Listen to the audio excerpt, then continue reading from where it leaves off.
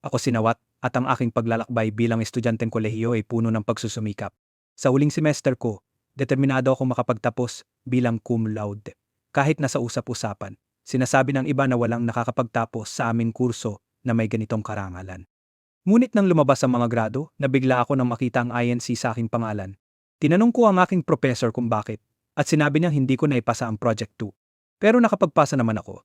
Nang makita kong nakasalalay sa ENC ang aking pangarap, nagdesisyon akong ipaglaban ito.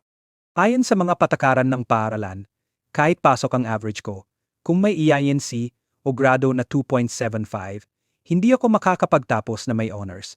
Umuwi ako nadurog, ramdam ang bigat ng pagkabigo at galit sa sitwasyong ito. Nang bumalik ako sa opisina ng guro, umasang makakahanap ng solusyon. Pero sinabi niyang wala siyang magagawa, kailangan kong ipasa ang mga requirements sa tamang oras. Umuwi akong umiiyak, nag-aalala sa reaksyon ng aking mga magulang. Alam kong mataas ang kanilang inaasahan, at ang pagkadismaya sa kanilang mga mata ay hindi ko kayang harapin.